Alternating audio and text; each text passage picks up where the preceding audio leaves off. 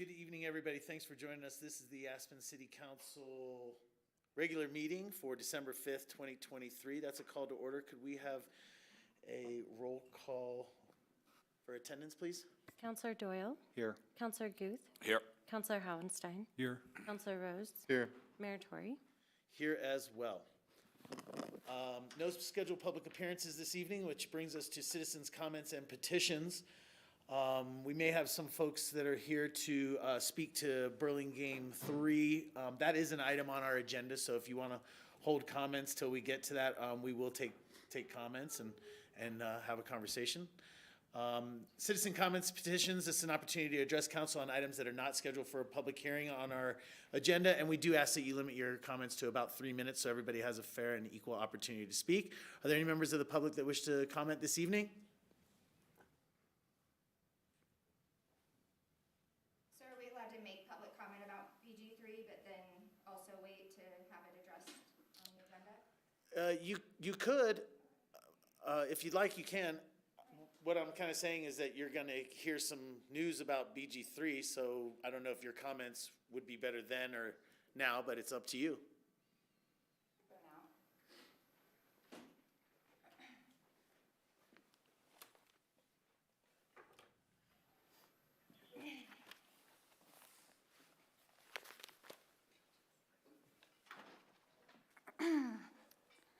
Hello, Mayor Tory and Council. Thank you all for your hard work in this 3-minute opportunity to discuss BG3. My name is Megan Red, and I want a 3-bedroom. I feel like it's unfair that we've sat stressing about this home purchase for 2 months at this point, trying to decide if this home is worth purchasing. I wrote a letter to you guys yesterday that I just wanted to read aloud so that that is on the record.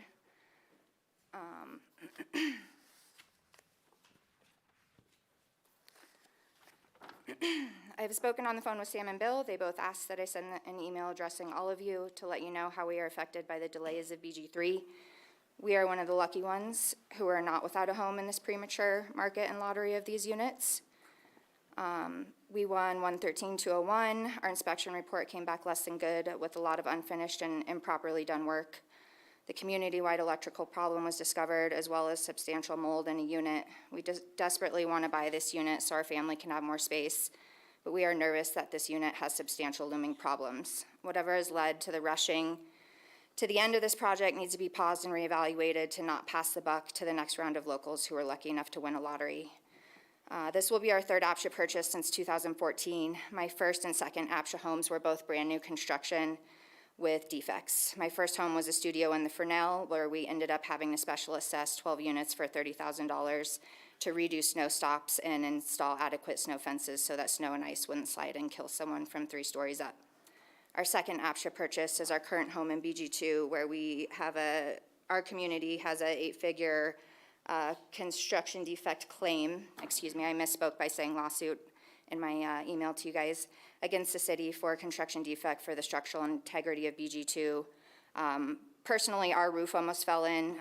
Lucky for us, the association pulled down the defunct solar and replaced the roof before that happened.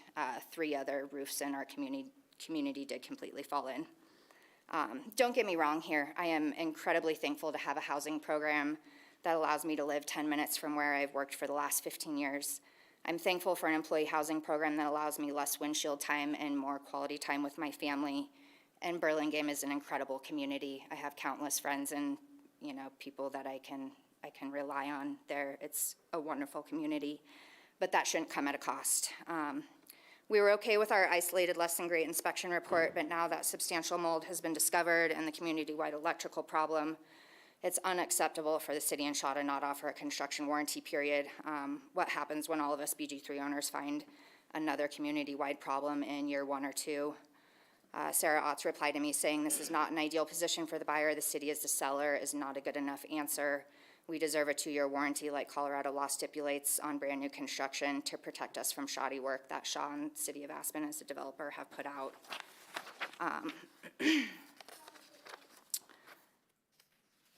Sarah is also quoted in the Daily News today, or the other day, saying it's only a couple of buyers that are very angry and upset.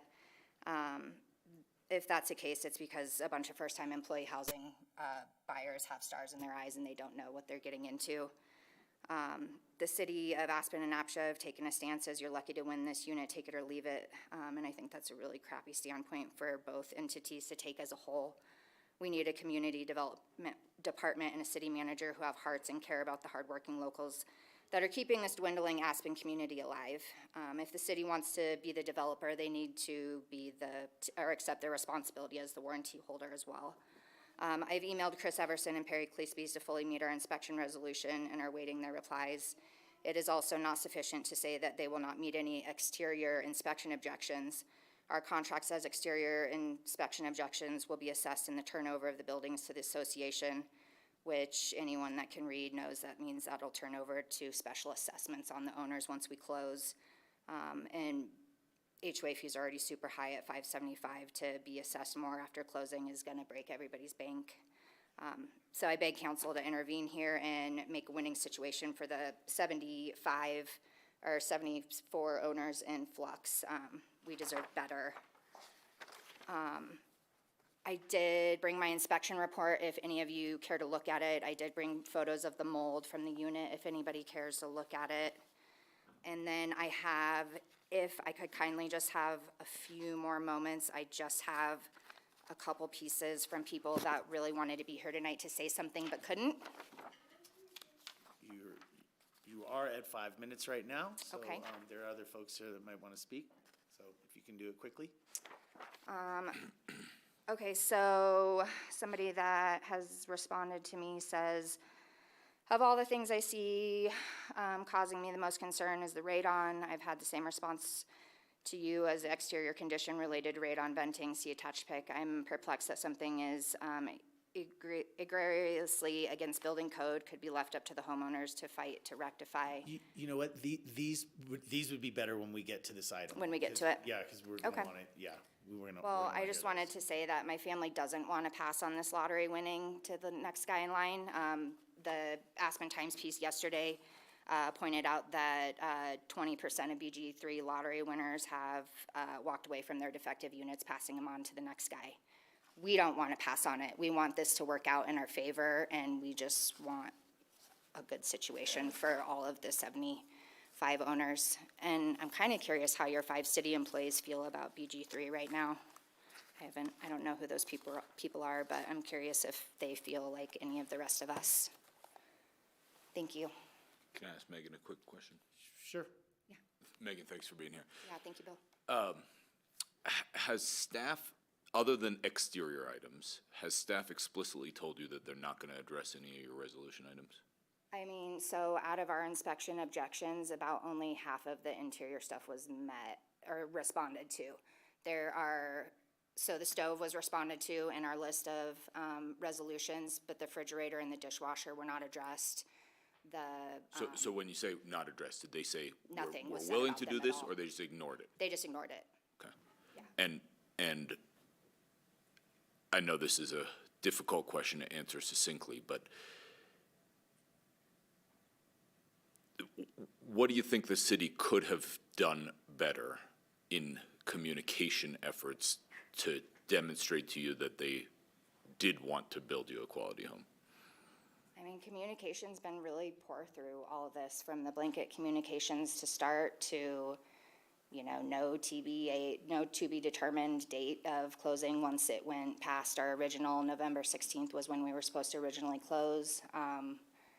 Communication's been poor, and I thoroughly question if quality control was followed at all through this process by the city and by Shaw. I don't know why you guys would hire Shaw to do BG3 when they messed up BG1. Like, when you guys take the lowest bidding contractor, what do you think you're gonna get in terms of an output? Thank you. Thank you. I appreciate you guys. Thanks, Meg. Other members of the public for public comment this evening?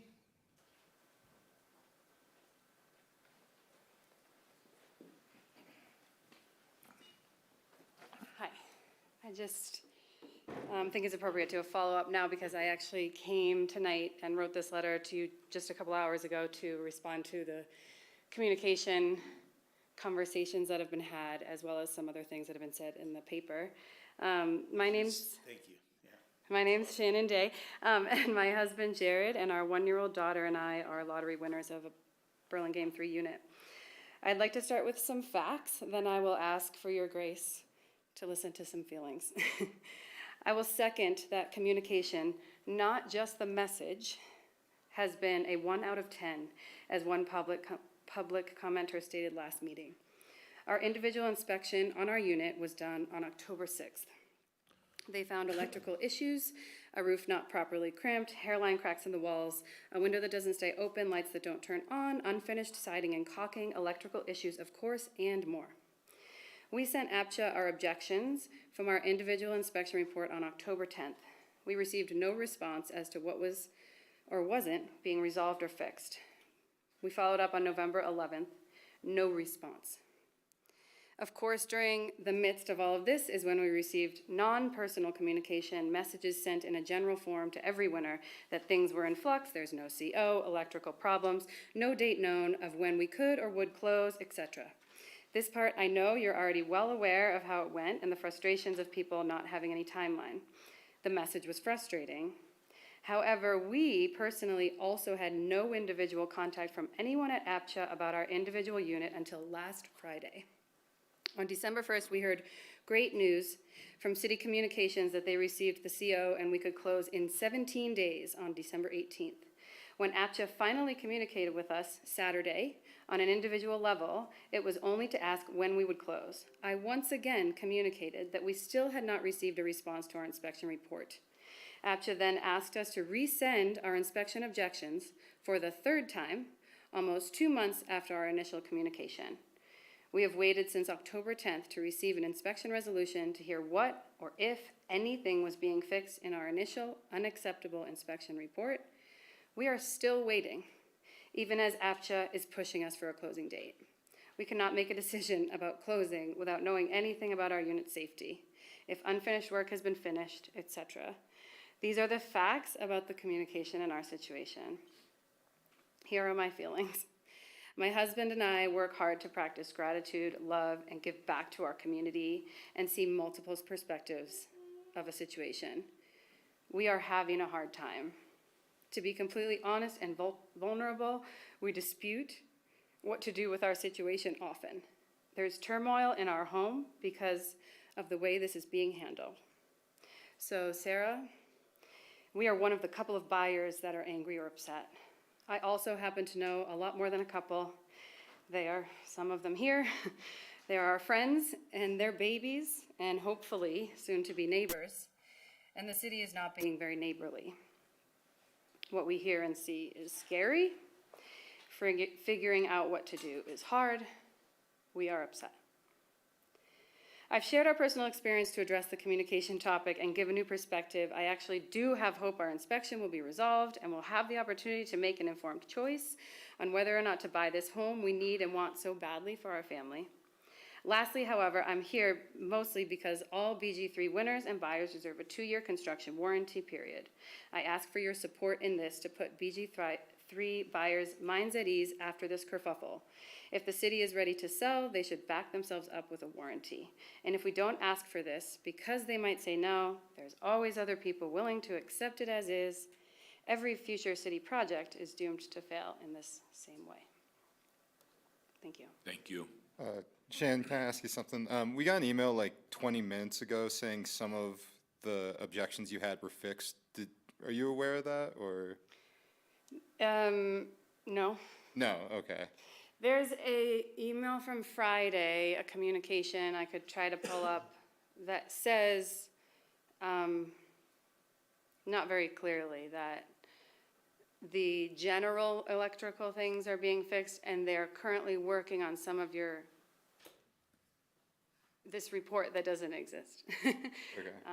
Yeah, 'cause your we- resolutions you report, and we don't have that. Okay. Yeah. Yeah, we got an email saying that 4 of the things that in your inspection were fixed, and I'm just sad to hear that you haven't heard that And yet. no and- one's told me that. That's Okay. great to hear. Okay, yeah. Just to clarify, typically, buyers review those during their final walkthroughs that are optional. I haven't We have gotten- not, just a moment, please. We have not done that. Mr.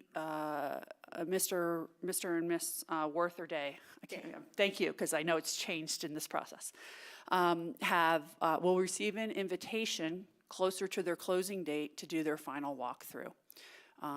We have been focused on the folks scheduled for the 18 closings on the 11th through the 15th for walkthroughs this week. Thank you. Yeah, okay, I just know everyone else has this resolution report.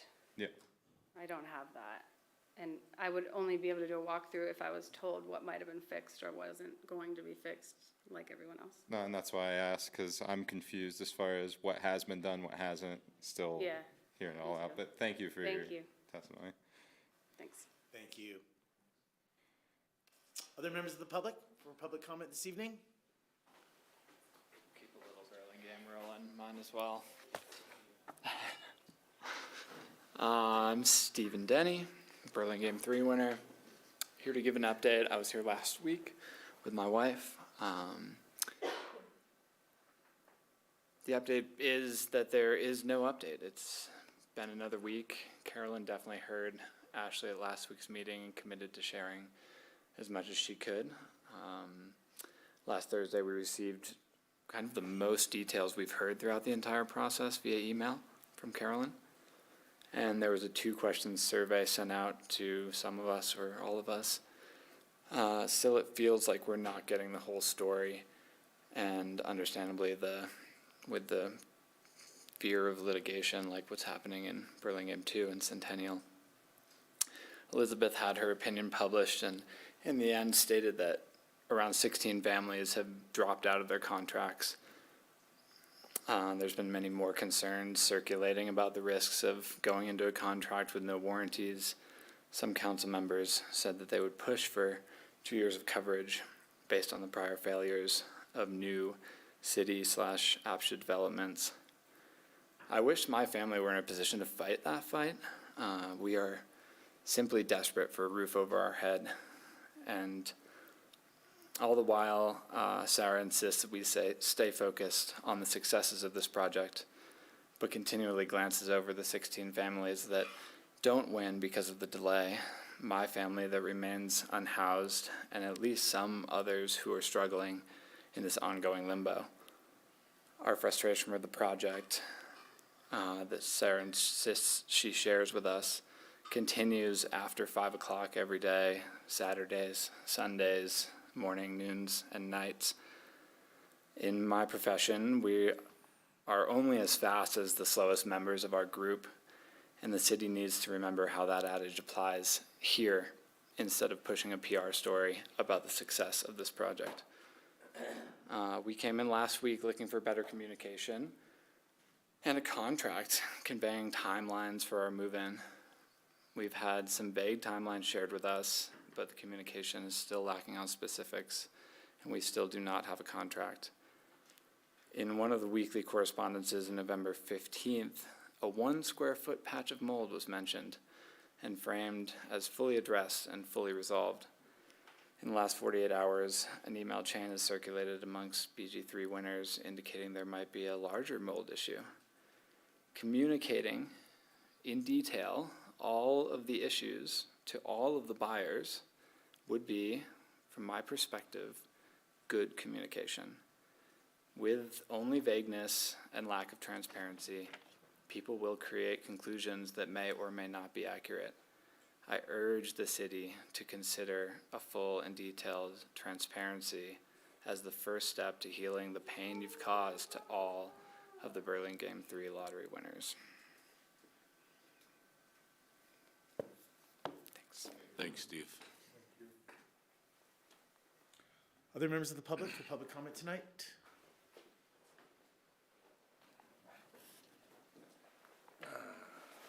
My name is Chris Vaughn. I forwarded you guys an email earlier today. I just wanted to give you a face with that email and be here and let you know the way this process has worked for us and how I feel that it's a take it or leave it situation. And there are 30 other people behind us that are willing to take it and take that chance to where it feels like maybe APSHA is playing the lottery on who's gonna speak up versus us playing the lottery on getting a house. And I just wanted you guys to know how frustrating this is. So, thank you for your time. Thanks for coming Thanks, out Chris. tonight. Other members of the public for public comment tonight?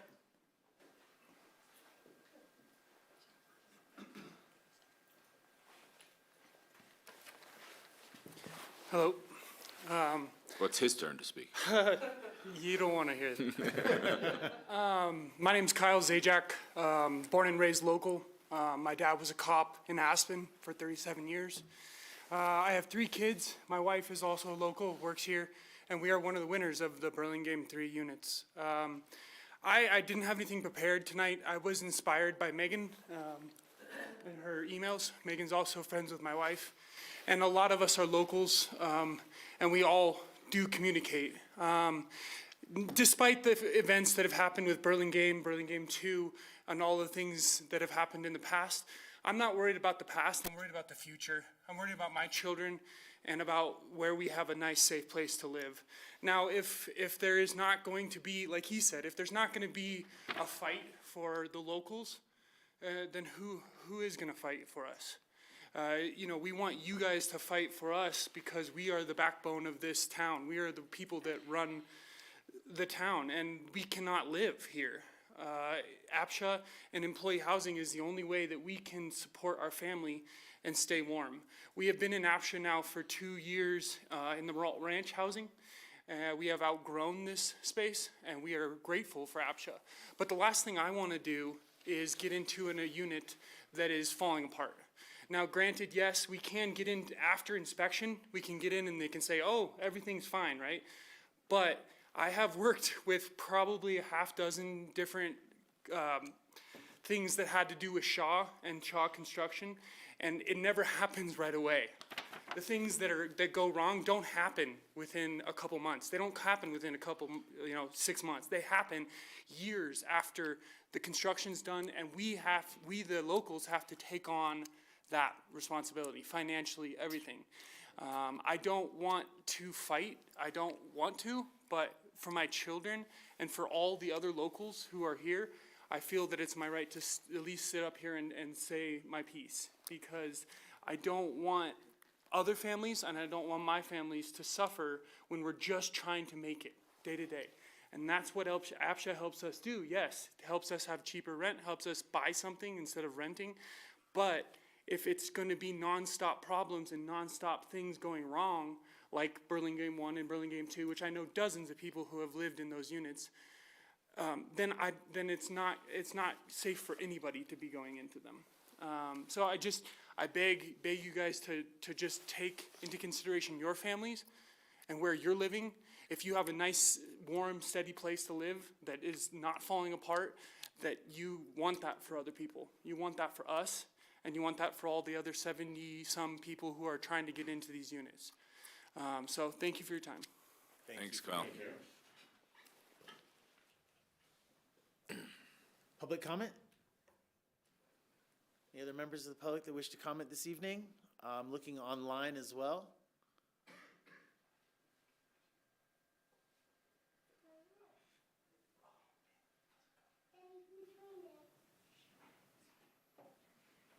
And one more call for public comment this evening.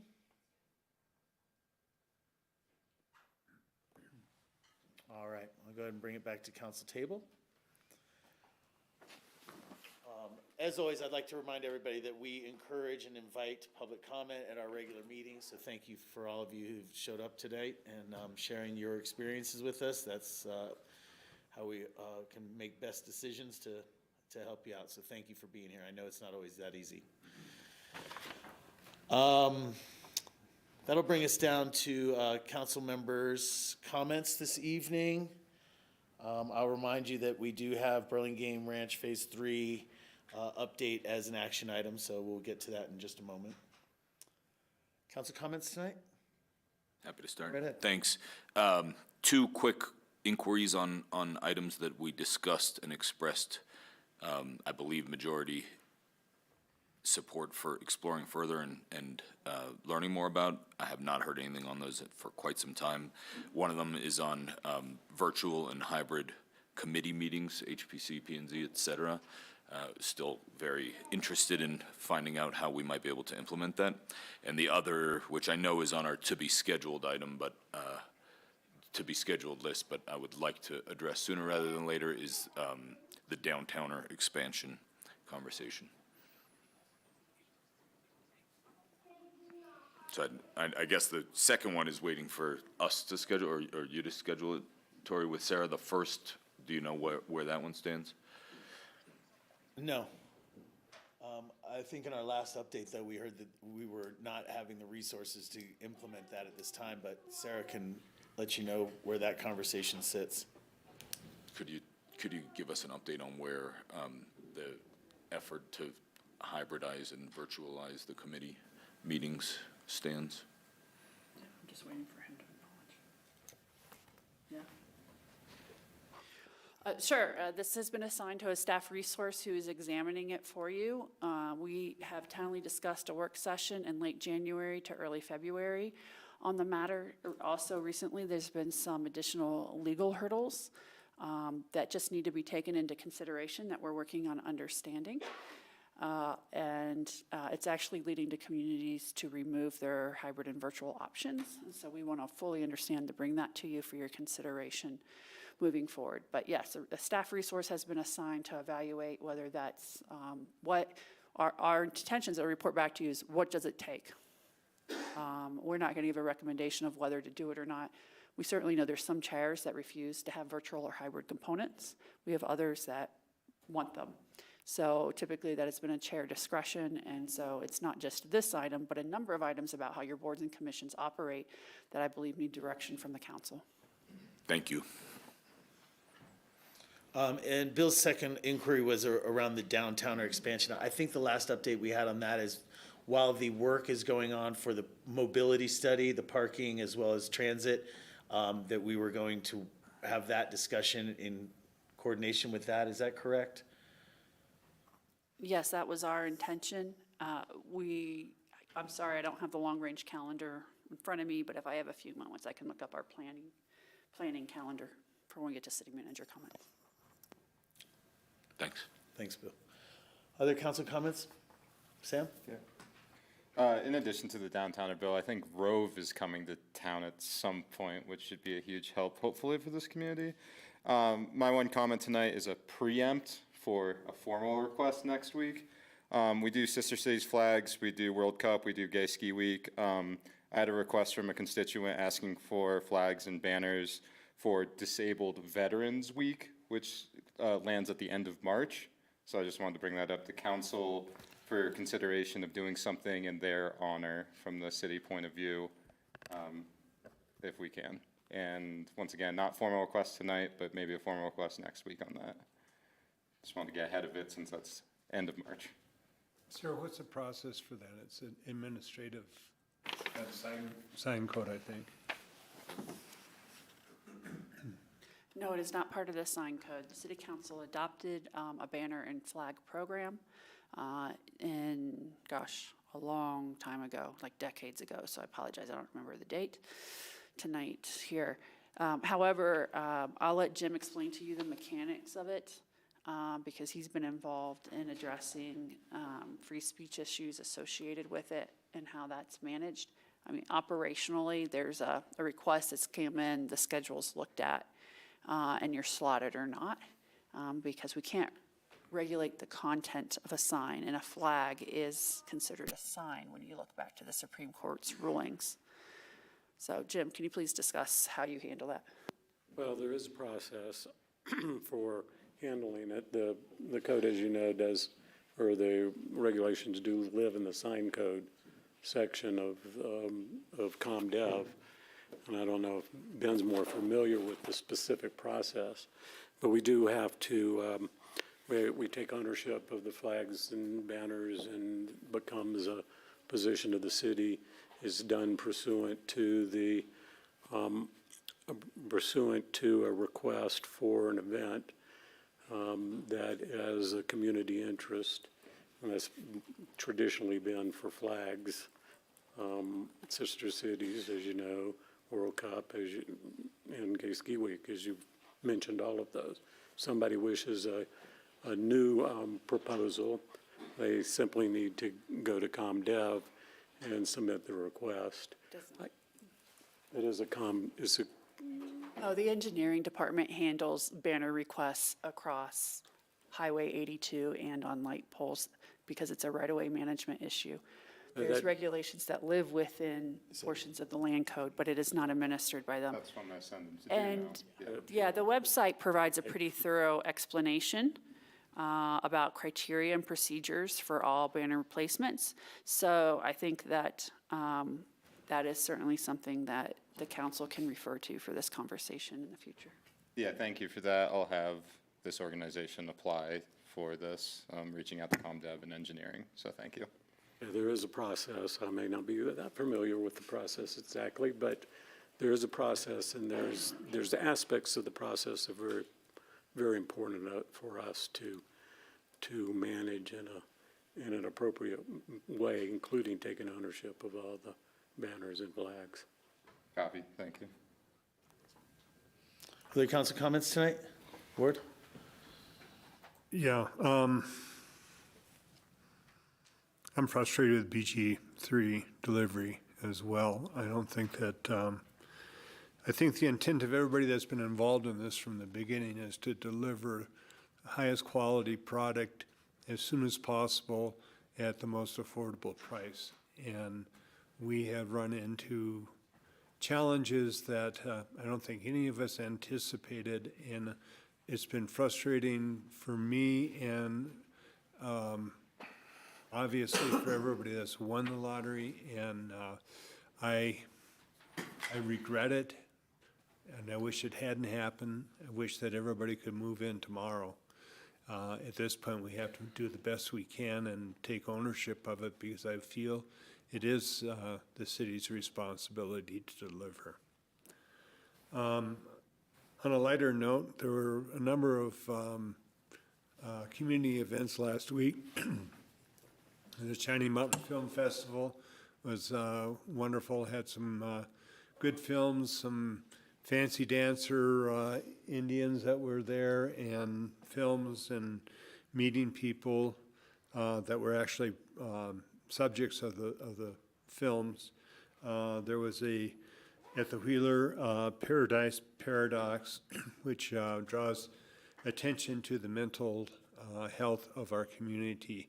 And my major takeaway from that is to engage people that are experiencing mental health issues. If you can engage, carry on conversations, people are oftentimes really happy on the outside, but on the inside they're really hurting. And in a ski town, the freshman class comes in and they have no family, no connections. So encourage all of you to reach out to your brothers and sisters that are in town and give as much support to them as you can. There was also at the library a free showing of films from 5 Point Film Festival. That's always fun. And there was also an art opening, Sister Cities Exchange. And that was really nice, wonderful experience. So there are a lot of things going on in the community, and I'll just reiterate how disappointed I am in the BG3 delivery, and just hopeful that we can get those units to you as soon as possible. Thanks, Ward. John, comments this evening? Yeah, I'd just like to reiterate what Ward said. I know the city's intention and APSHA's intentions are to deliver housing and the best housing we can. This stuff was unforeseeable. I wish it hadn't happened, but we are moving forward, and I hope it all works out for the best for everyone. Thanks. Thanks, John. My comments this evening are actually a request of council. In early January, we are having a delegation from our sister city in Shimokap come to Aspen. Some of them are council members, teachers, and other community members in Shimokap. I believe there's a group of about 12 people that will be here. We will be hosting them in some different areas. They do homestays, so people donate both hotel as well as homestay nights. Their accommodations are taken care of. But we, as a city, we will be renewing our vows, if you will, because it's our 30th anniversary, at least it was. And so we will be receiving them. My request comes from sister cities that we would host a luncheon, and it's for about 25 people. So what I'm asking of council is for authorization up to $1,000 for the luncheon that they would be at. You are invited to as well. And I don't know that it'll reach $1,000, but that's just kind of a good cap. So I'd look for your support for hosting a Sister Cities luncheon in January. These funds, I assume, would come out of council contingency. So, John, are you supportive? Yes, I am. I think Sister Cities is a very important program. Thanks. Sam? Yeah, I am. How much money do we have in the city council contingency fund? We're here at the end of the year. I'm not really sure. Or how much does it start with, I guess, is another question. It usually starts with 20,000. And I would caution you, if this is 25 to 30 people, $1,000 seems challenging in this community to deliver to you. Yeah, it's a lot of pizza. It's a Monterey, I think. Yeah, so we're not taking them out. We would actually be doing an in-house catering, I believe, at the Mountain Chalet is the plan for it. So, I was just talking about a $40 a head kind of fee. Are you saying get authorization for more if that's needed? Yeah, I would just caution you with the number of times you've requested that we procure meals for a dignitary event. It has been up to $75 a plate is my recollection. Okay, well, this would not be that. Going off of the city manager's warning here, I'll go ahead and up that to 1,500 at a maximum. Can I get support there? Yes. Thank you. Yeah, that's fine. All right, thank you. Bill? I'm generally supportive. I'd like to know, does anything else we do related to this event cost the city money? I don't think so. Not in this visit. This would be the only financial expenditure related to this I believe visit? it is. Okay, then I'm supportive. Yeah, Shimakapu rolled out the red carpet for us all, and I definitely support this. And Sister Cities International was started by Dwight Eisenhower in the 50s to encourage world peace, and I certainly support it. All right, thanks. We follow up with Sarah and Shannon and such. Thank you, guys. That's all my comments for this evening. That'll bring us to agenda amendments. I'm not seeing any at this time. So city manager's comments tonight? Sure, I've asked Chief Ferber to join us tonight to talk about a recent accomplishment of the police department. It's pretty exciting. I'm super proud of them for getting this done and what it means for our community. So I thought it's best you hear from them directly. Good evening, Mayor Tory and Council. Thank you for your time this evening. I'm Kim Ferber, your Chief of Police, and I'm here with Assistant Chief of Operations, Bill Lynn.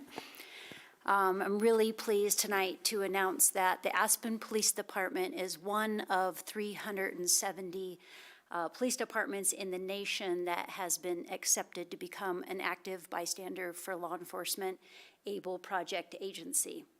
ABLE is how I'm going to refer to it, was developed by the Georgetown Law Center for Innovations in Community Safety. It's designed to help officers prepare to successfully intervene, to prevent harm, and also to create a culture that supports peer intervention. There's been years of academic, evidence-based research that shows active bystandership can be taught, and members who intervene prevent misconduct, avoid police mistakes, and promote health and wellness. We at the Aspen Police Department are committed to building upon a culture that embraces the duty to intervene is more than just a legal requirement. Bill, do you want to talk about our implementation?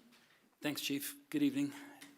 Last May, Chief Ferber emailed our staff at the Police Department introducing the ABLE project to us, discussing the potential benefits to our employees, to the organization, and to the Aspen community. The team was invited to research ABLE and provide feedback. When our staff really supported that effort, 4 volunteers from the department accompanied Chief Ferber to a training exploring ABLE, which reinforced our support for moving ahead with this. Sergeant Richie Zaw was selected as our program coordinator, and with the support of Chief Ferber, City Manager Sarah Ott, Aspen Family Connections, and Mine Springs, we applied to join this project. Now with our acceptance to ABLE, we have a couple of next steps: certifying our selected trainers, updating relevant policy and procedures, training our entire staff, and then building out our values, supporting the ABLE project and making it a part of our department culture. We will work to accomplish this for our current staff in calendar year 2024, and then pledge to train our incoming staff in perpetuity after that. Great job. Very cool. Thank you. Do you have any questions? Thank you for your time. Have a great evening. I have nothing else this evening. Thank you. Opportunity for board reports. Anybody have any board reports they'd like to share this evening? None here.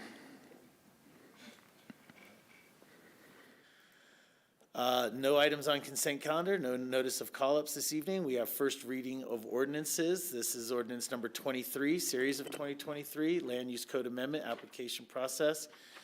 And while Ben is getting set up, I would take a motion for reading of ordinance number 23.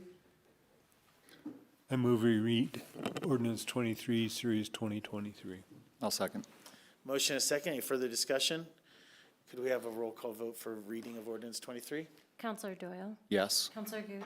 Yes. Counselor Howenstein? Yes. Counselor Rose? Yes. Mayor Tory? Yes.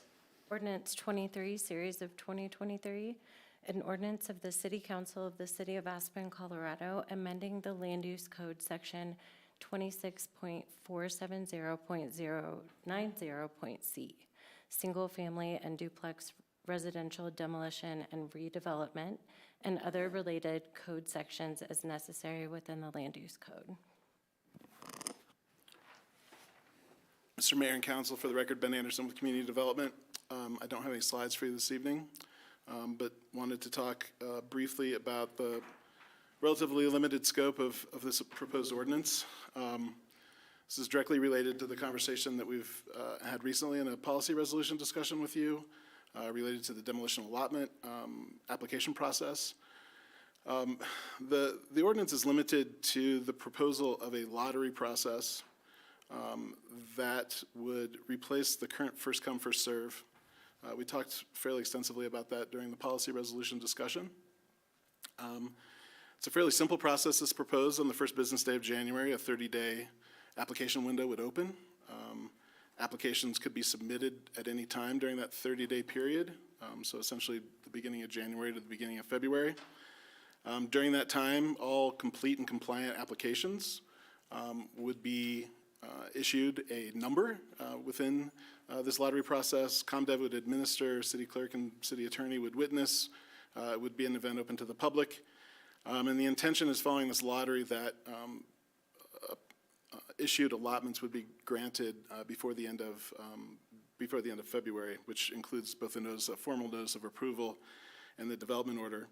There's also some additional language about what should happen if there are excess allotments related to the number of applications received and the available allotments. And so, that's really the heart of the detail in the proposed ordinance. During the policy resolution process, council also, there seemed to be a majority of you that were supportive of some contemplation of adding additional allotments to the 2024 allotment number. For clarity for council, 4 of the 2024 development allotments have already been granted prior to, as multi-year allotments through the appeals processes that have already happened. And so, I think that certainly it's a topic of consideration that council has full discretion to determine. The ordinance as it's written does not determine that number or suggest a number.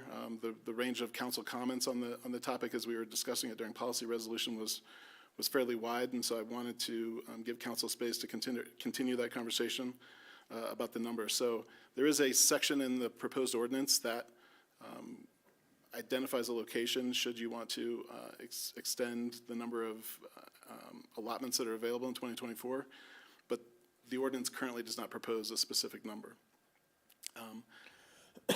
Those 2 things are the extent of the proposed ordinance. I think certainly as we've had conversations with council, there's been a wide range of comments from council about suggested improvements to the program, some alternatives to how the program is currently functioning. But I think particularly to make the process more successful at the beginning of 2024, I think it's important to put forward this lottery process at this time.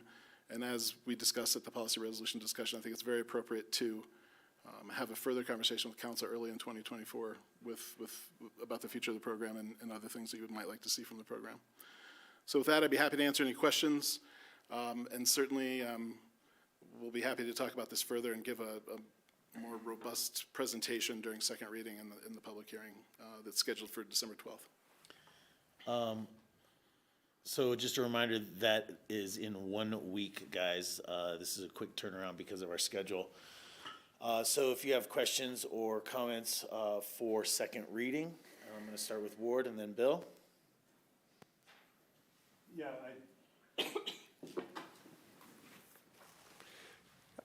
Thank you, Ben. I think that a true lottery is much better than a first come, first serve.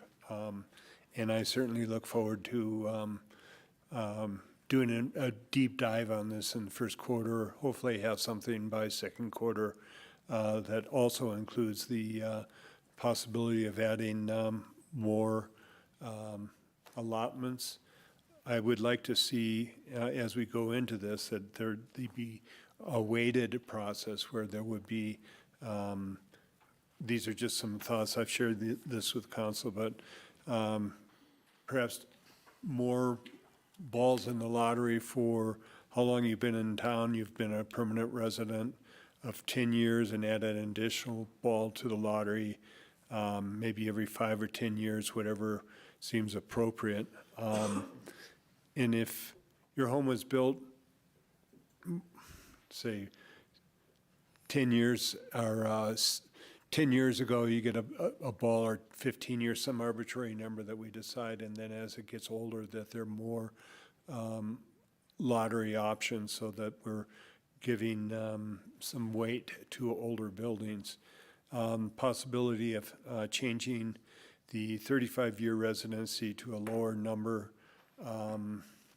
And if there's a verifiable waste reduction or waste diversion program that we can verify, to have some added weight for that as well. And I think that the revised packet had a memo in there from last year saying what the intent of the ordinance was, and that it was the impacts of that construction was making on neighborhoods, to slow the pace of loss of local free market long-term rentals that were affordable to local workers, to decrease the amount of construction waste diverted that's being diverted to the landfill. I'm not sure if I phrased that properly there. We want to More diversion. More diversion, less contribution to the landfill. and preserve the fabric of the community by attempting to control the impact of short-term rentals. So I think this is a step in the right direction. I think that there are some changes that can be made, but I think it's in a week or by the first of the year that it's there's not going to be enough time to do that thoughtfully, and I think we have to do it thoughtfully. So I look forward to having a more in-depth discussion coming first quarter, and hopefully by second quarter we can have a new policies. Thank you. Thanks, Ward. Bill? Thanks. Thank you, Ben. Ben, for second reading, could you please help me with a math question? Tom Gorman emailed us today with some numbers, and I was hoping you could verify those. What I would like to get at is what the implied age, or I'm sorry, the implied lifespan of a home in Aspen is based on 6 demo allotments per year. So the key piece of information is how many housing units are subject to the demo allotment program. Divide that by 6 units per year. That will give us the implied lifespan of a housing unit in Aspen. As I've stated many times, and I think the one thing that was missing from your otherwise very good summary, Ben, was that and Sam, correct me if I'm wrong in misspeaking on your behalf here, but at least 2 of us up here think that this program is fundamentally flawed and should be eliminated entirely. Don't think that it accomplishes anything beneficial for our community. It exposes the city to liability. We've been sued very recently as a result of council action on an allotment appeal. That type of exposure will continue unless and until we get rid of this program that accomplishes nothing for our community, certainly nothing beneficial, perhaps some detrimental effects. So I do think that's a critical and important part of your summary, to note that the feelings up here are very split on this program, and I am not supportive of anything related to this program unless it's a full reversal and elimination of the program. Thank you. Sam? Thanks for your succinct presentation, Ben. I do echo a lot of Bill's comments. I do think this program is fundamentally flawed. I don't think there was an issue in the first place. Waste diversion is like the one thing I can latch on to, so that is something that I think should be focused on when it comes to this, but I don't think it should be the number of permits that we limit to. I really think it should just be focused on waste diversion, and not limiting value on homes of longtime locals that, like, that's their one lifeline. I feel like I sit up here and all the demo permits we've listened to, I always feel bad for Christy Pope in particular and what she's gone through. The last thing I would say for a suggestion on, because I think we're heading towards change and not getting rid of this program, is wondering if we could do a lottery system where if there's only 4 slots and 10 people apply, it's ranked in order of 1 through 10, and whoever doesn't get a permit for that year does get for the next year. Because you could lose the lottery system year after year after year, and I do think it's important for people to have a date certain when they finally can demolish their home if they qualify. Thanks, Sam. Just to clarify, that would, I think, require an amendment to the language before you, so just understanding if staff should be spending time writing that amendment, that it carries over to the next year in priority. If I may, I've heard that comment from others, and I don't think it's unreasonable. I do think that making sure that we got that right and that we were thinking about it fairly and not creating circumstances that were unforeseen that translate into paths that we might not intend. I'd need some more time to think about that and how to implement that, and I would certainly be welcome to consider that as part of a larger, package of changes to the program. I don't know that between now and second reading that we can land on the language to accomplish that in a way that I think staff would be confident that it would be effective and work as planned. The idea, the concept, I think we're supportive of considering, but the specifics of it I think would be difficult to pull off. Appreciate that. Whatever can be done within the parameters and legally, so yep. Thanks, Sam. I think that's clarity that we're not looking for that change for this. Okay. For me, I am supportive of what you brought forward here. As I said in our last meeting, work session on this, I think that we need to get through this opportunity for folks to get a demo permit in January and then get to work on making an improved program and even be able to take some more applications perhaps in the second half of next year would be my goal. To that, I also, for second reading, I do still support adding 2 allotments to this first tranche. I think that it would be really difficult to just let out 2 allotments for the lottery system. And I think that it's justifiable to add 2 more to that, just to take care of this first application process in the early years. So for second reading, I would like to continue that conversation, and we can add those then.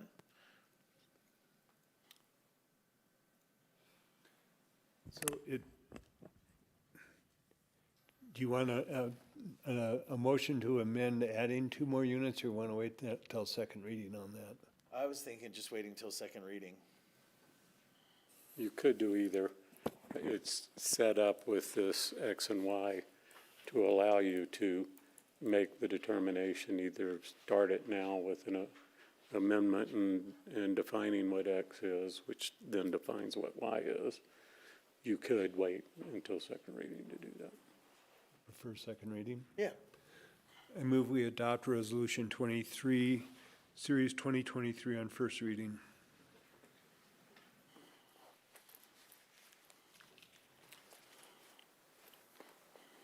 I will second it.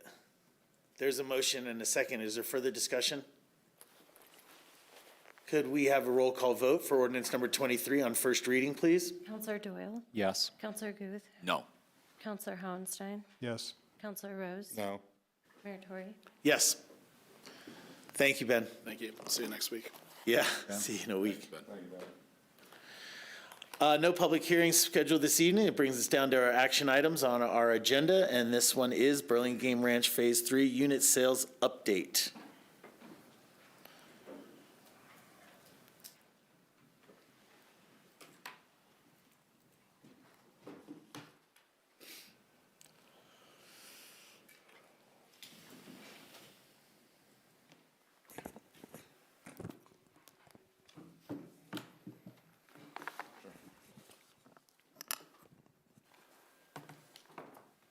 Thank you, Mr. Mayor. I've had the management team of the project come forward as well to be able to answer specific questions. You did receive a detailed message today. That information we could not turn around in time to put in packet. So we are going to review that on the record so it's available to the community as well. And this setting for tonight. So we will go through that list that you received from me this afternoon in more detail here. I would appreciate if we could spend a little bit of time making sure that information is out to the community before we get into much discussion of it, so that there is clarity on that information for their benefit as well going forward. Is that okay with the council to approach this one that way? And then we turn into questions. Certainly, there'll still be questions afterwards from counselors, but it would be helpful to make sure that that information has been entered into the record first. Could you be more specific about what exact information you're talking about? Yeah, I'm going to have these 5 people present. It will include the information that was in email you received from me today, as well as a little bit of color to it, and then turning it back for questions. I think it's really important that information be entered into the record that you were emailed today. But maybe I'm the only one who's confused here, but are you asking us not to discuss something tonight, or you're just No, I'm asking for permission for them to present? I'm asking for your permission that we do not interrupt them and that we let them present. They're all brief presentations, but it is all information that's important to you. And I think that if we interrupt with questions in it, it may be something someone else is about to answer for you if we can maintain the flow. Thanks for clarifying. I'm supportive of that. Okay. All right, guys, kick it off. Okay. Good Please evening. introduce yourself each as well. Why don't we do quick introductions for everyone Sure. before we start in? Chris Everson, Affordable Housing Project Manager. Tyler Christoph, Deputy Director of Public Works. Carolyn Zacharias, City Communications Coordinator. Scott Miller, Public Works Director. Rob Schober, Asset Director. Thank you. Go for it, Tyler. Sure. Good evening, Mr. Mayor and City Council. As the City Manager mentioned, I'm here tonight to provide some updates on the certificates of occupancy for Burlingame Phase 3. As outlined in the email shared with you today, all individual units, with the exception of units in building number 14, have obtained final inspection and certificate of occupancy. All buildings except for 14, all individual units except for building 14 have certificates of occupancy. All buildings have certificates of occupancy, and building number 14 is awaiting a temporary or permanent certificate of occupancy due to a fire alarm inspection that requires an outside inspection firm and fire suppression company to attend the final fire inspection, which is scheduled for this Thursday, December 7th. Any outstanding remaining items for site work at Burlingame Phase 3 will be tied to a carport with a temporary certificate of occupancy, and these items include work that needs spring or summer conditions for final resolution. Happy to answer any questions council may have. Let's go ahead and move on to the closing update and get through all of those, so council has information from all of you. Mayor and Council, closing update. We do have a meeting scheduled for 8 o'clock tomorrow morning to review this information, and we will be looking to see if we can take some of the opportunities to move people up and close on some of the units sooner than I'm mentioning in the following report. But in the following report, we have for next week, between December 11th and 15th, we have 21 closings currently scheduled. And we do have capacity at the title company to add potentially one more next week. Moving forward to the week of December 18th to 22nd, we currently have 11 closings scheduled that week, and we could potentially add up to 14 more that week. And then between the holidays, December 26th to 29th, we have 3 closings scheduled. We could add more that week, but right now, between now and the end of the year, we have 35 closings scheduled. We could add as many as 24 more. If you ask me if there's a lot of work to get the units ready for those individual closings, my answer would be it varies in the units. There are some units where there's 3 to 5 items that needed to be fixed, and those things are all complete. And there are some units that are more of a mixed bag with some 10 things that need to be fixed, and maybe half of those are complete. I'll let the construction team update you on that further. But we will be re-looking at this again tomorrow morning to potentially move up some people who are in desperate need to be moved up. Go for it, Rob. Sure. So I'm going to just address probably some of the common things you've been hearing per buyer inspection reports. First one is the exterior sealant and caulk of the building. When we found out that we were going to have to replace windows, we just stopped all of that. There was no point in bringing a subcontractor out 2 or 3 times and trying to piecemeal that together. That is completed. We have an exterior punch list that we are tracking. And all those items, I mean, this is reoccurring on buyers' inspections lists. They are being taken care of. Lights, fans, switched outlets. The fans work just fine. The lights work just fine. They're powered by remotes. We hadn't put the remotes in the units because we're afraid of them getting stolen. They disappear. So those all do function properly. and that's something I'm going to go over with buyers at their final walkthrough. Appliances, dishwashers, fridges, the water was shut off. They're unoccupied units. They all work just fine. Those are being flagged on many of these buyer reports. The ranges are being hardwired. There's nothing wrong with the ranges. They just don't play well with the breaker that came in the panel, which is an arc fault breaker. So they're being hardwired so that we do not have to use an arc fault breaker. Radon piping, the radon piping venting was inspected. It does meet code. We have since gone out and re-verified that everything meets code. Screens, we took the screens out of the windows. We're putting them back in at the very end. We didn't want them to get damaged or ruined. As far as mold goes, there was mold, a small amount of mold found in one unit that has been remediated. When we found out that we had these window problems, we did enlist an industrial hygienist, indoor air quality consultants. The gentleman's out of Carbondale. He performed mold testing. He did inspections, and he worked in conjunction with a remediation contractor to take care of any issues that we found. I have a nice report here with all the documentation.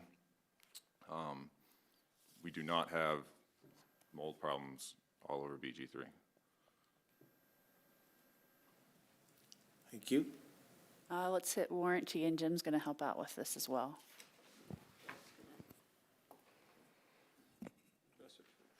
I'll start. The question of whether there's any warranty on these units. First of all, Colorado construction defect law requires that all builders and contractors provide a 2-year implied warranty on all residential buildings. So it isn't something we have a choice, that's provided. The common elements of the project were built by Shaw Construction. Shaw will provide a 2-year material and workmanship warranty on all the common elements. Everything outside the manufactured modules which were stacked together to build these buildings. That warranty will be administered by the HOA board, and the city will ensure that those warranty terms are met. The manufactured modules were built by Garrison in Idaho. They are going to provide a 2-year material and workmanship warranty on those, so everything from the drywall in. That will be administered by the city of Aspen, but we will require Garrison to make those repairs. Jim, you want to add anything to that? No, I thought you explained it fairly well. I do want to emphasize, though, that the city of Aspen does have obligations under the law. It has obligations through the closing to address the punch list items that Rob's addressed. It is very important for council and individuals to understand that we will certainly comply with the laws that is applied to us, but we will also be very strong, and we have been in the past been strong in pressing the needs and enforcing the warranties that are made by manufacturers or contractors who have worked on projects. And it is my belief that the city will continue to do that with Shaw and Garrison, and we will assist in every way we can to enforce those warranties that are properly placed on those parties as the manufacturer and the contractor. Thank you. Lastly, I just want to let you know that I still am considering either a broker change or an additional broker brought to the table. And that leads then to the 3 requests I have of council tonight that I'm asking for assistance with. Oh, I'm sorry, Carolyn, do your part. Communications. I was been a bit ready to topic. jump in and ask for the remedy for something you haven't presented. Right. Just as an update, on November 30th, I sent an email to each homeowner, updating them and asking them about their housing situation. Over 40 people replied to that email, answering that question, and then I followed up with those who did not email me back over the weekend, and I made over 25 phone calls, had about 20 conversations. The majority of the people I spoke with or had an email from, they are stable in their housing and excited to move in. A handful of households are staying with friends or family, and there's 3 individuals who have reported that their lease or homes will not be available by the end of the year. Of the 5 that are staying with friends or family, only one of them doesn't have a contract. And the 3 individuals who are losing their lease January 1, 2 have closing dates, and 1 needs a contract. But otherwise, everybody else is secure in their housing. Thank you, Carolyn. So tonight, my request of council is a few things. First, I need some direction on the record via motion to ensure that I have a majority position of council. My 3 request is that you authorize me to allow targeted and limited move-ins before closings for those who truly need it. Not because people want it and it's convenient, but they truly need it because it is still a construction site. Particularly when you get towards Mining Stockway. And then secondly, I do know that we have a few folks who experienced a second time that they had to lock in their mortgage rates because of this delay. And I would like the council, if you could please have a discussion about if it's appropriate, and if so, what does any remedy for that look like? And then lastly, if I could have authorization tonight to enter into any new brokerage agreements that might be necessary to expedite closings so that I don't need to wait till next week's council meeting. Thank you. We're happy to take any questions. Could you give a little bit more information around the relief for the mortgage rate lock-in? Sure. Some folks chose with their lender to lock in a mortgage rate earlier in this process. There's usually 30 to 45 to 60-day time periods, depending upon what kind of rate lock the individual selected. And that's a normal and customary cost to a buyer. However, with these delays, I do know of at least 2 families that have incurred costs between $500 and $750 for a second lock, because of the request to push back their closing due to this, due to the COs. So that's something that I feel like there should be a conversation at the council table. I only know of 2, but there could be more. We just have not surveyed for that specific question, but it's something that if council's interested in providing support for, we will certainly gather that together. But I don't, at this point, the dollar amount, if you do this, is most likely at the highest number is those who are under contract now. Because if anyone someone should not be able to have locked in their financing without a buyer's agreement. They have pre-approvals, but they need that real estate contract to lock in. So we're talking about those folks that are in real estate contracts now that had an amend extend necessary on their purchase that could have caused this, depending upon the rate of their initial lock-in, the length of time of their initial lock-in. Thank you. All right. Questions? I have some questions on the warranties. 2 years from possession, moving in, CO, when does that clock start on? We had mentioned Shaw, Reardon, couple of 3 different warranty periods, and it was all 2 years, but I want to know, when does that start?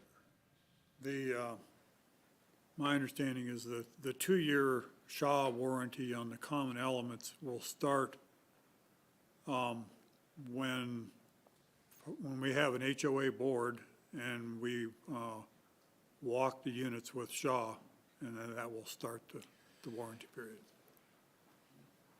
So that's going to be after move-in and after an HOA board I has been think so, formed? yeah, unless you, So contractually, Shaw's under an AIA contract. There is a form of substantial completion that we issue to Shaw via that contract. So upon substantial completion, that is the date the warranty starts.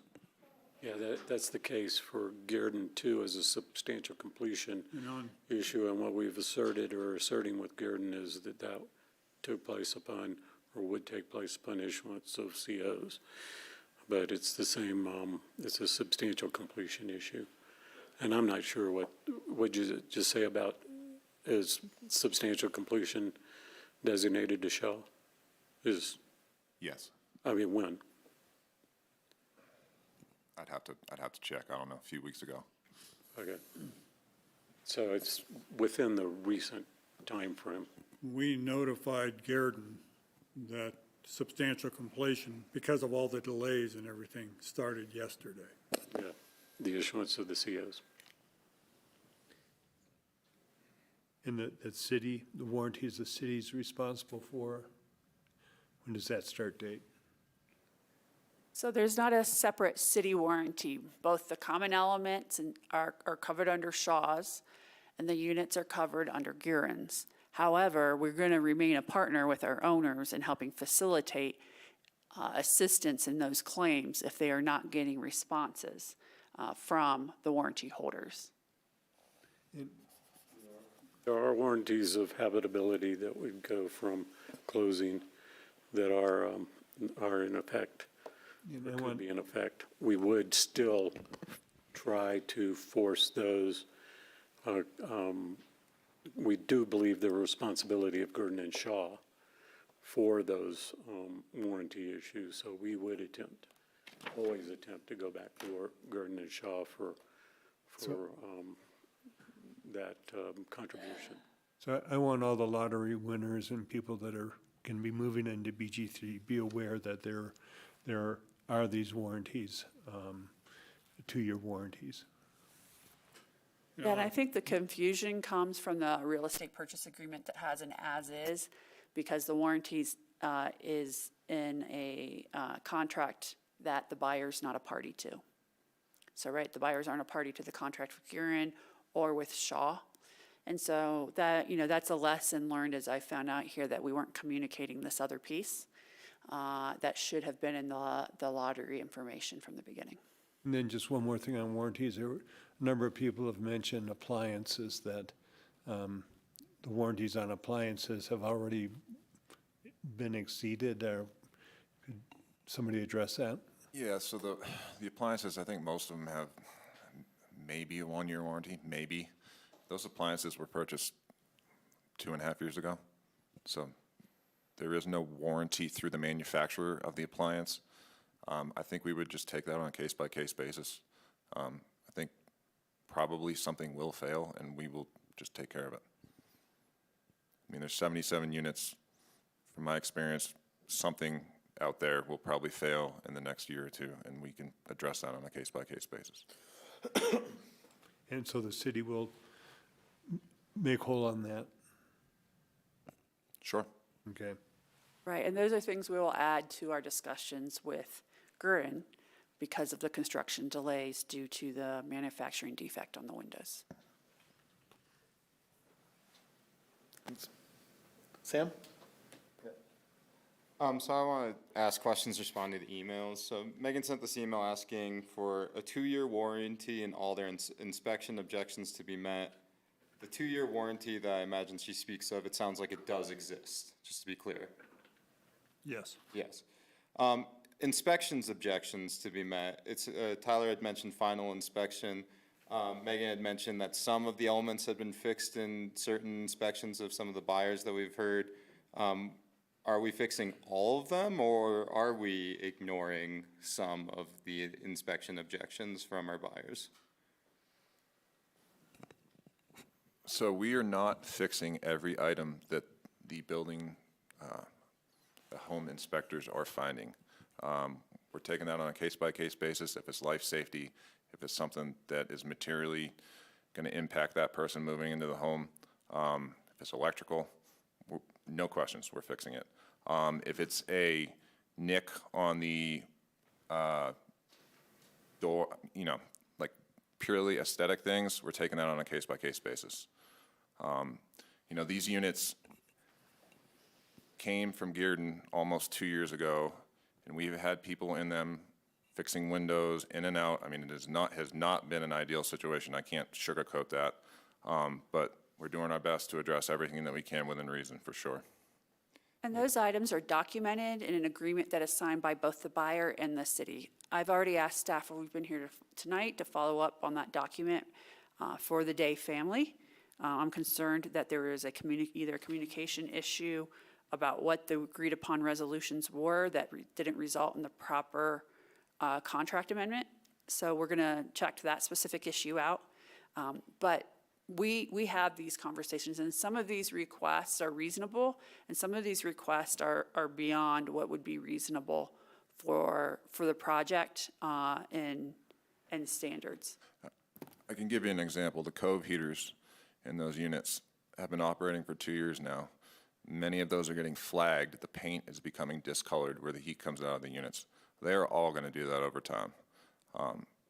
And we're just not going to go in and repaint them all. There's just little brown beginning to show at the bottom of the units. And over time, they're all going to have to be repainted.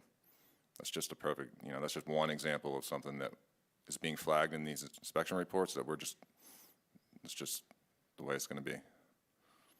And I share that concern, and I feel like on the communication side, if buyers are not hearing about the fixes that are being made, that they're gonna collectively all worry that their units are the same in that way. So this has manifested itself in a way that's been unfortunate for some buyers. But I just want to be clear that they have a 2-year warranty. You're fixing the life safety stuff. I don't know, to someone's point earlier, treat others the way you want to be treated. I don't know if you can answer this, Rob, but would you feel comfortable moving into these units?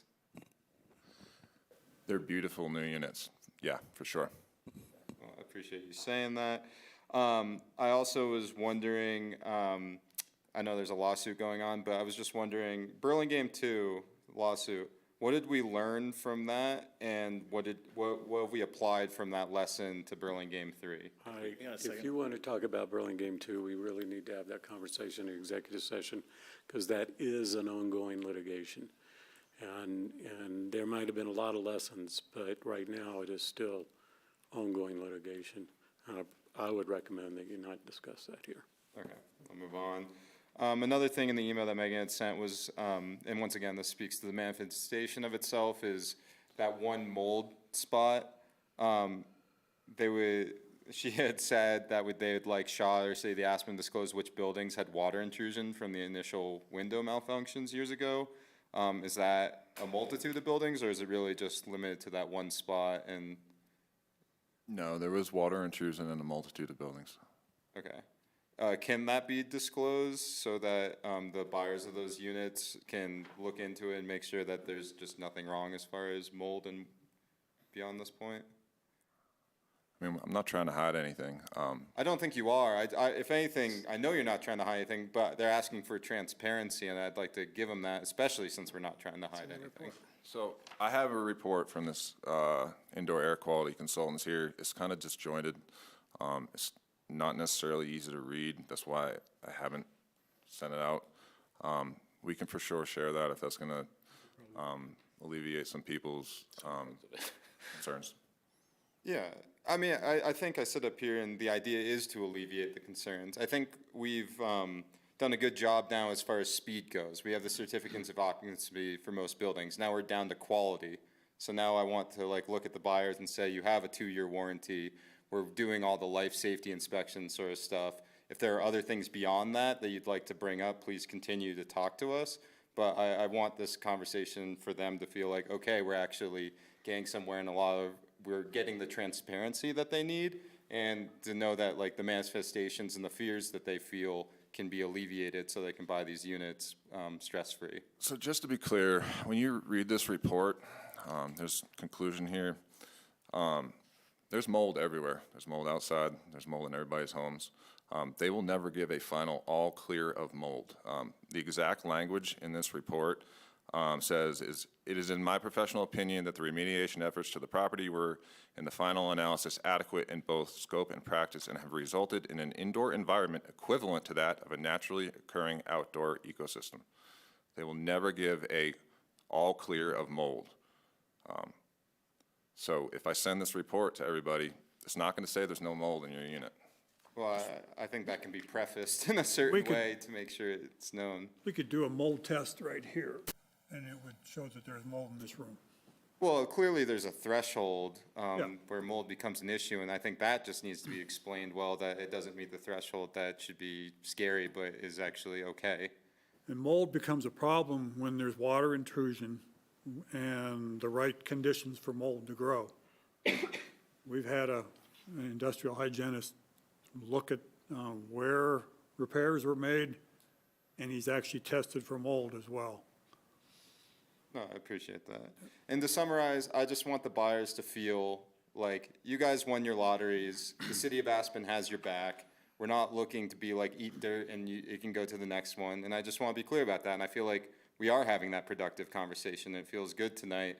And I hope that if there's any more, please come back. But I'm going off the emails I've been given and saying I hope we've addressed everything that your concerns are and that we can be transparent about the rest of the stuff and move forward in a productive way, getting you moved in as soon as possible. Lastly, to address Sarah's point, yes to targeted limited before closings, seller credits, yes in certain scenarios, and yes to new brokerage agreements. I think now we're looking at efficiency and actually getting these things, high-quality homes filled with hardworking families. So, thank you. Thanks. Bill. Thanks. I think I'll start with my questions, and then I have some thoughts. Is it true that other developers of for-sale deed-restricted housing in Aspen cannot conduct a sales lottery prior to the project receiving a CO and the units receiving a CO? So that is an APSHA requirement that was waived in this particular period. I've started a bit of postmortem on that to understand what happened and why. And so I cannot speak to whether others have done it. What I can tell you is that, we should have not lotteried these when we did. We were trying to find the best path forward when we were directed to get folks in before the start of winter season.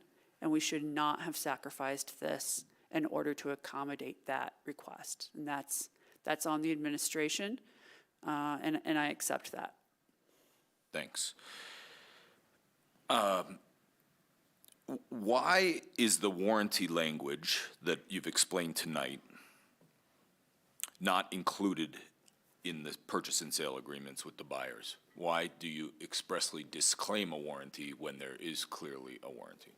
I'm going to refer that to Jim. Well, we're trying to place the obligations of the warranty type issues on the parties that should be responsible for it. And that has been an issue that we've had in the past about how homeowners have come to us and asked for for participation and ignored the people who are actually responsible for the construction and the manufacture. And we were trying to be clear about, we want it placed on those parties, Gurdon and Shaw, if there are any issues that come up. It does not mean that we're trying to ignore our obligations for implied warranties that are required by state law, but it does mean we wish that owners understand that entities like Gurdon and Shaw are responsible for the manufacture and construction of these units. Does the purchase and sale form agreement mention No. the Gurdon and Shaw warranties at all? No, I do not believe the contracts do. So I'm not sure you fully answered my question, is why are we not expressly disclosing that there is a warranty? Why are we not admitting that there is an implied 2-year state-required warranty that, by the way, is provided by the city of Aspen, whether you want to say it is or not? We as the seller and developer of these units are the warranty providers.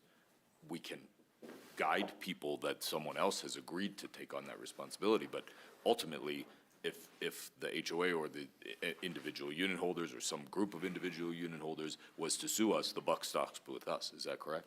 No, not exactly, and not totally. The buck would stop and we would pass it on, or we wish to pass it on to Gurdon and Shaw, the manufacturer and the contractor. And that is something that we have attempted to do in the past and was not recognized and has become a problem for certain homeowners associations. I'm not trying to be, I'm trying to be careful about discussing other matters and other litigations that exist. I'm happy to do this appropriately as the attorney for the city of Aspen.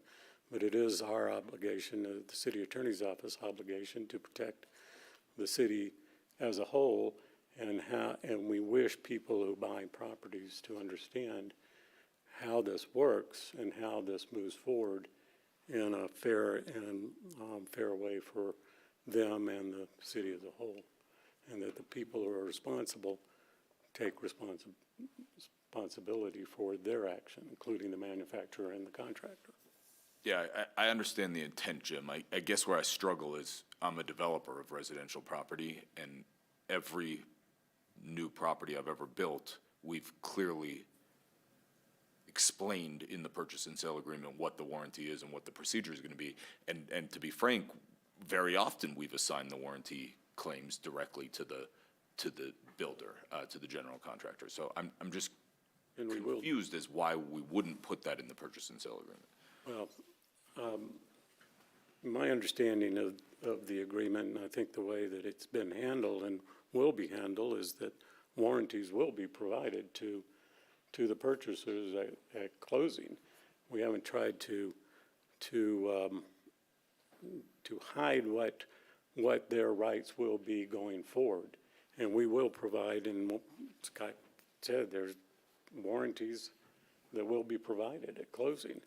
I wouldn't say our contract that is the standard APCHA contract was trying to evade or hide anything. It's just the contract as we have written, and we will provide closing or the warranties at closing.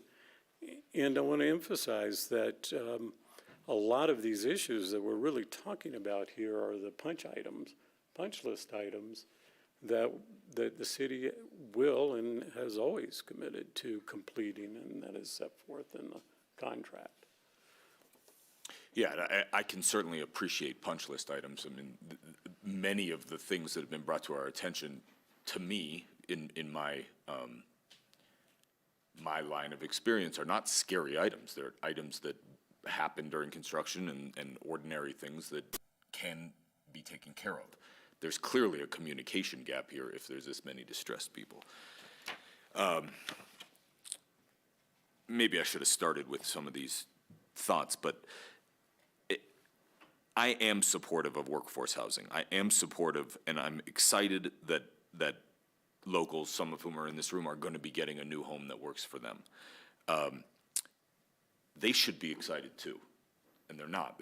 They're distressed and they're concerned. And to me, that demonstrates that our approach here is wrong. The city acting as the developer is not the correct approach for providing workforce housing to our community.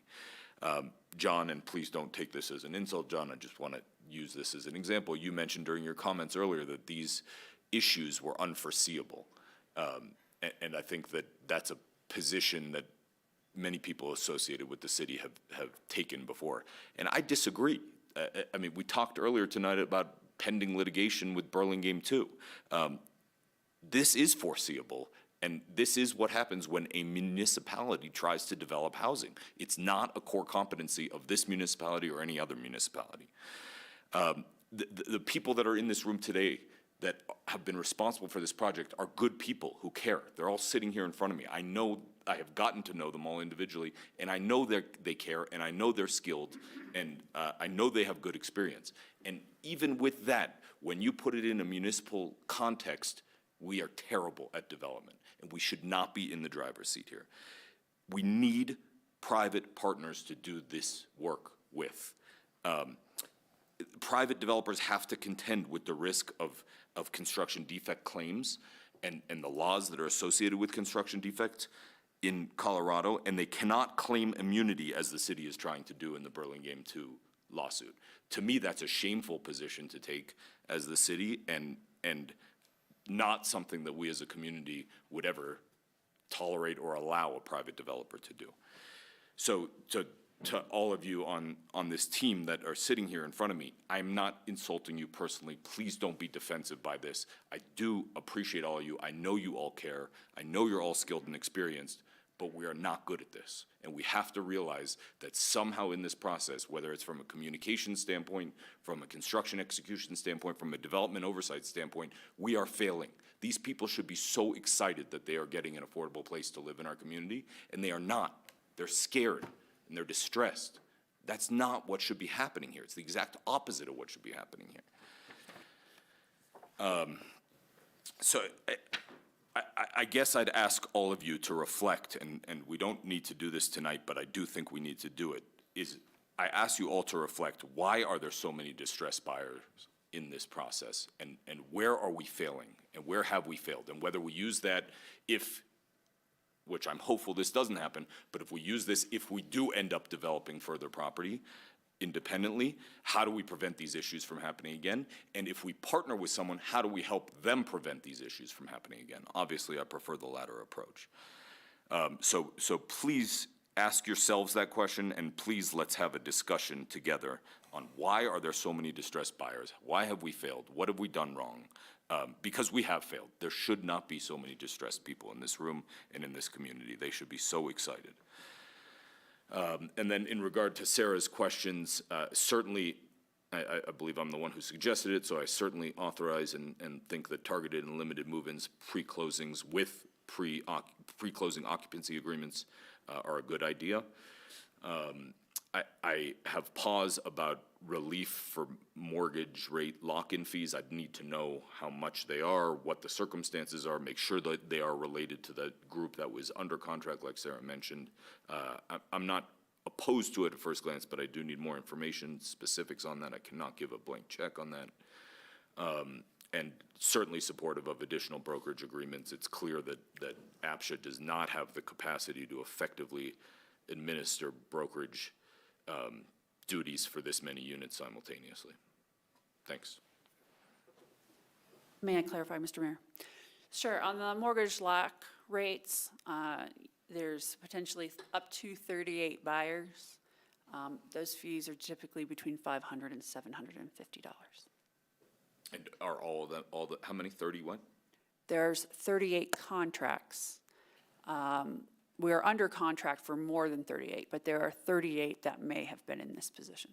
So we don't know how many of the 38. No, as I shared earlier, I did not poll people for this particular issue, but Carolyn, you talked to nearly everyone, and right now we only have 2 that have indicated it, but it's a real cost due to the delay coming out of these families' pockets. Yeah, again, I'm supportive of it. I just need to understand what the liability is on the city and make sure that we are.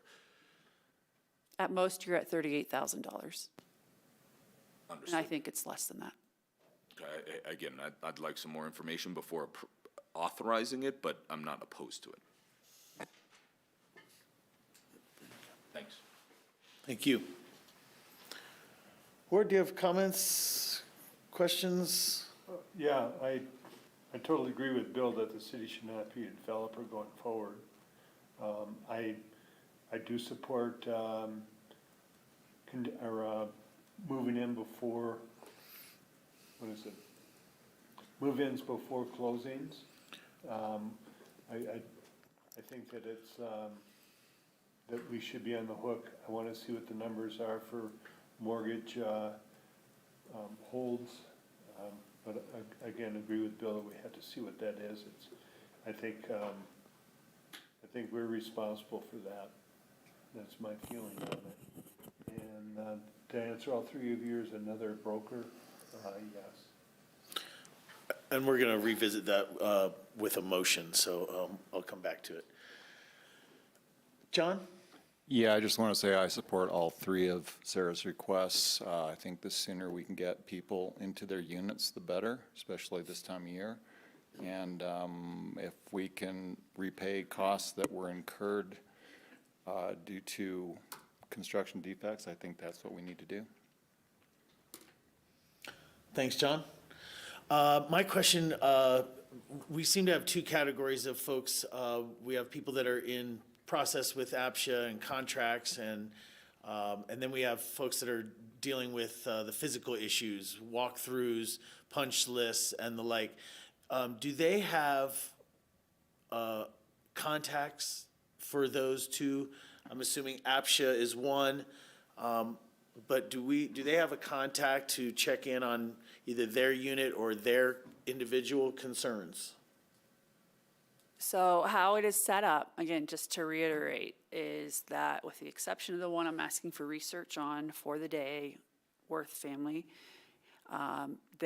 these individuals have entered into an amendment to their contract on what will be repaired. The traditional process is not a communication when each item is repaired. It is addressed and reviewed by the buyer when they walk through with Rob or Perry prior to closing. And we offer that service to them up to a week ahead of their closing, sometimes 3 days for this first round of closers. So that is when that because part of it could be is they come back and say, you didn't resolve this thing we agreed to my satisfaction. And that's why we try to do those 3 to 5 days ahead of time so that there can be that conversation and avoid pushing back a closing date. So that is when those things happen. Not that, hey, we checked off one of your 6 things. We're not going to send you an email when we did one of the 6 things. The requirements of that I would find to be rather burdensome if you want me to focus on getting people into their homes, to pull away the construction team's time to be sending those messages. The second thing that I would say is about the two groups is that right now APSHA is the broker, so all contractual amendments have to go through the broker. Carolyn has been having conversations with these folks. She knows a lot about them. She knows them all now. And a vast majority of them, I disagree that are in this distress based upon the individual conversations Carolyn has had. And I'll let her speak to that. So what happens is when the city of Aspen communicates rather than the broker to a buyer, we don't give a ton of specifics because that has to be the contract language represented by the broker about closing dates, things of that nature. But they receive information prior to closing, a pre-closing packet that talks a lot about what do they need to bring with them, what do they need to have ready, how do they schedule a pre-closing walkthrough with Rob or Perry. So there are 3 people that they contact most regularly. And those are, first is Pam Gable as the broker representative for APSHA. The secondly is Carolyn. And in some cases, it is directly with Chris Everson for scheduling, and maybe there might be a lending item that he can answer a question for a lender of a more technical nature. Maybe they have a question about the HOA declarations, for example. So those are the 3 people who are directly communicating with buyers. So 2 on the City of Aspen staff and 1 at APSHA. Great. Thank you for that. And the reason I'm asking that is because we've touched on some of the overall themes that we've heard through emails and the like, but I'm sure that there's probably a couple of specific questions that people might have about their own situation. So I just want to make sure that they have people that they can get answers to anything that they might be looking for. Bill? Yeah, it seems to me, I agree with a lot of what Sarah said, but it seems to me that there's a missing piece, which is, from what I've heard from certain potential buyers, that the inspection objections are being provided by the buyers, and the inspection resolution is not being agreed to. So yes, I do agree what Sarah said, that it's not ordinary to keep people posted when every single item is being addressed. But a buyer should have an expectation, and typically does have an expectation, about which of their objections the seller is willing to address. And Rob touched on things like cosmetic versus functional, and which they are not. And I'm not, at least, there's some communication effort that's not working there, because that's not happening. I don't know where we're failing in that regard, but that's definitely one of the points of stress that I'm hearing from people. So what we can do is we will verify for you how many of the 38 have inspection resolution amendments to their contract, because it is by far most of them, or some of them, had nothing that they asked for after their inspections. And they told us that no, we're good with the unit the way it is right now. So but we will get you that exact number. It will take us till tomorrow to do that, because we need to verify it with the broker. That'd be helpful. Thanks. Thank you for that. Thanks. Let's see here. I would like to make a motion that authorizes the city manager for targeted and limited move-ins before closings. I'll second. There's a motion and a second. Is there further discussion on this one item? Could we have a roll call vote for that motion, please? Counselor Doyle? Yes. Counselor Guth? Yes. Counselor Howenstein? Yes. Counselor Rose? Yes. Mayor Tory? Yes. I'd make a motion to authorize the city manager to allowing the city manager to enter into additional brokerage agreements if necessary to increase the closing capacity. I'll second. Thank you. There's a motion and a second. Further discussion on this item? Could we have a roll call vote for the motion? Counselor Doyle? Yes. Counselor Guth? Yes. Counselor Howenstein? Yes. Counselor Rose? Yes. Mayor Tory? Yes. The third item here, we had a couple council members that wanted a little bit more information. So before making a motion to offer the relief, I would, I guess, I don't need to make a motion. There's just a request for more information before we authorize that. Sarah, how does that? Could you be more specific of what information you need? I'm telling you, your financial liability at most is $38,000. Those individuals will have to provide documentation of their actual costs. We can limit it to up to $1,000 per household if someone, for some reason, chose a much shorter lock-in time frame. I just don't want to leave these families hanging if we can provide them clarity on this issue.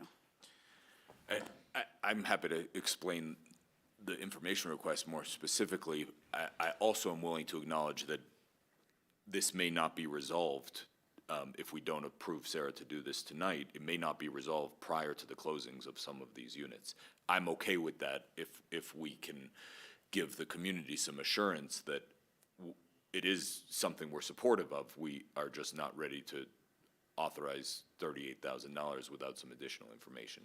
So for me, the additional information would be, I'd like to know how many buyers are impacted by it, what their respective costs are, and again, ensure that it's part of that group of 38, that, because I agree with you, Sarah, I don't think that anyone should have done a rate lock prior to having a contract in hand. So I want to make sure it's limited to that group. I want to understand how many people are affected, and I want to understand what their respective fees and costs are related to that. Yeah, Ward. Yeah, I think I could agree to having spending authority up to 38,000 so that none of these interfere with closing.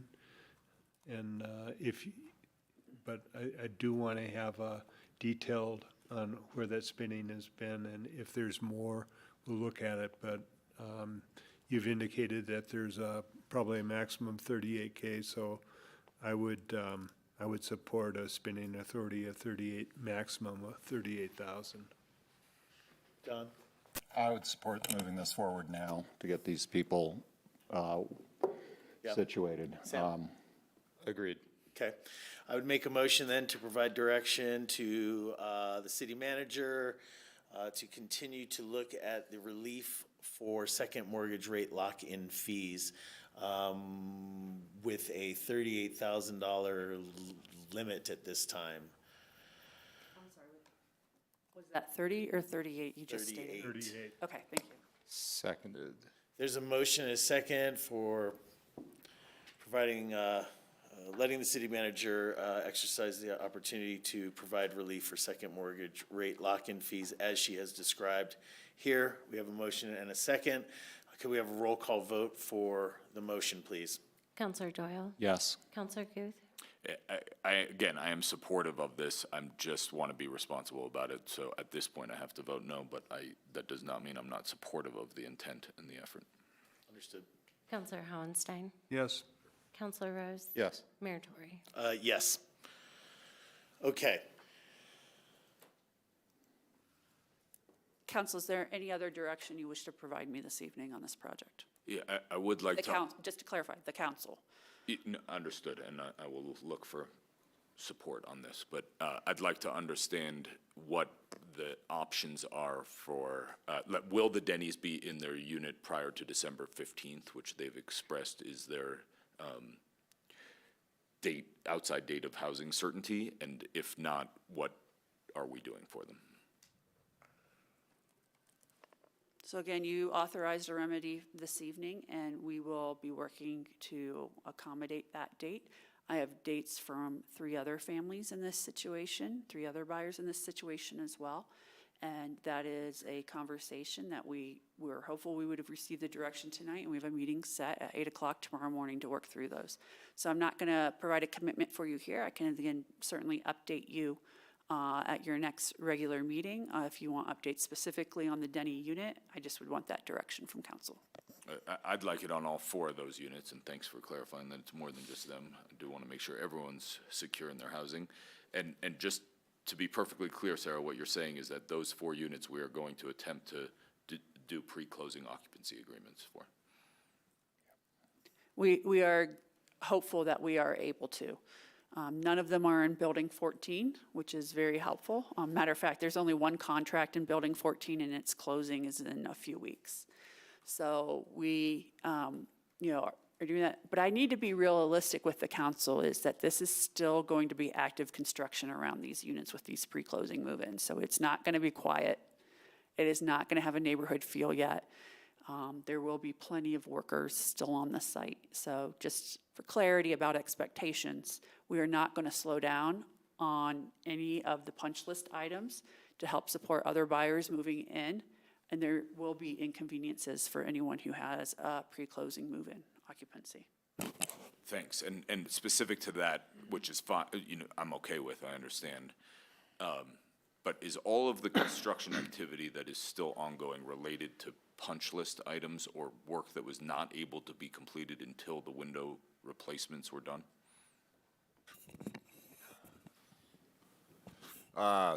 Gutters, heat tape, interior, buyer punch. There's dumpsters being delivered. There is a few other things. Most of it is just confined to those buildings that we're having these early closings in. So there are people on site. There are trucks coming and going. It's going to be hit or miss whether or not it's impactful to those people. So let's be specific here, Rob. You mentioned gutters and heat tape.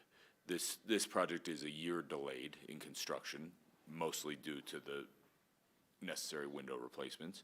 Why are gutters and heat tape being done now and not at some point in the past year? Labor availability. We can't get anybody to come up and do it.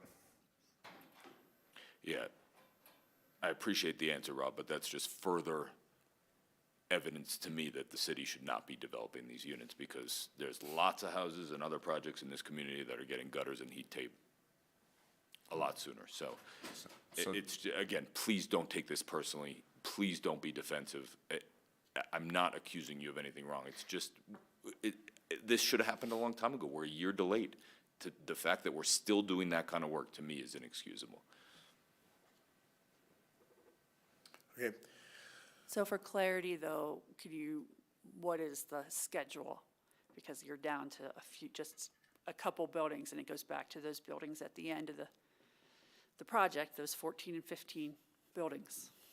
There's just 2 or 3 buildings left that need to be completed.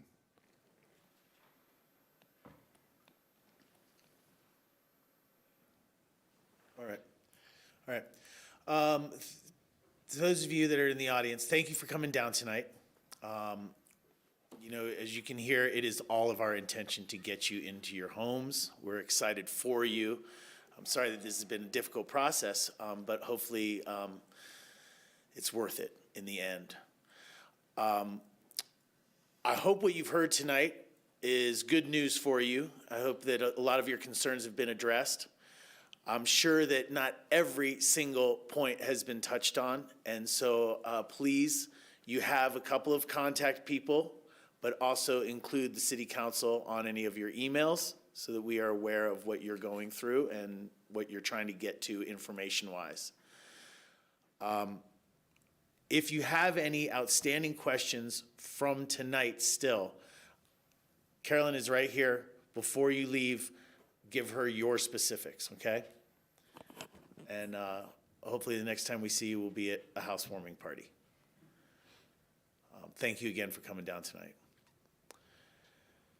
With that, guys, yes? I was going to make a motion to move into executive session. We'll get a... Excuse me.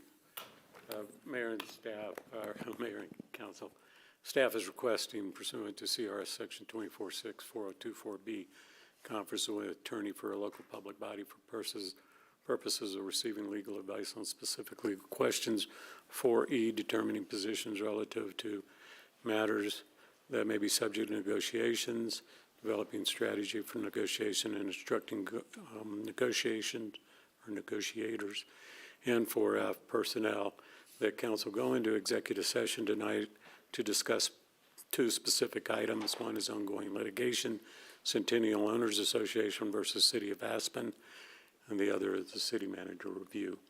Council moves to go into executive session. The executive session will be recorded, and the recording will be maintained by the clerk for a period of not less than 90 days.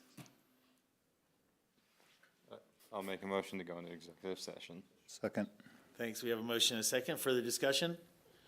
Could we have a roll call vote for going into executive session? Counselor Doyle? Yes. Counselor Guth? Yes. Counselor Howenstein? Yes. Counselor Rose? Yes. Mayor Tory? And for the record, we propose that council Let's see. convene downstairs. There's somebody online with a hand raised. Steve, I'm sorry, why don't you get in touch with me offline if you need something? I'll go ahead and give you my phone number. Steve, if you can hear me, why don't you, if you can hear me, take down your hand so I know that you can hear me. Huh. All right, so Steve, my phone number is 970-948-2023. Feel free to write me a text or give me a call, and let me figure out where your comments need to be directed. Thank you so much. All right, we are going to be going into executive session. When we come out of executive session, we will actually be adjourning the meeting and not returning up here with GrassRoots. Thank you as always to GrassRoots. We appreciate you, and to everybody else, have a good evening tonight. Thank you. All right, we will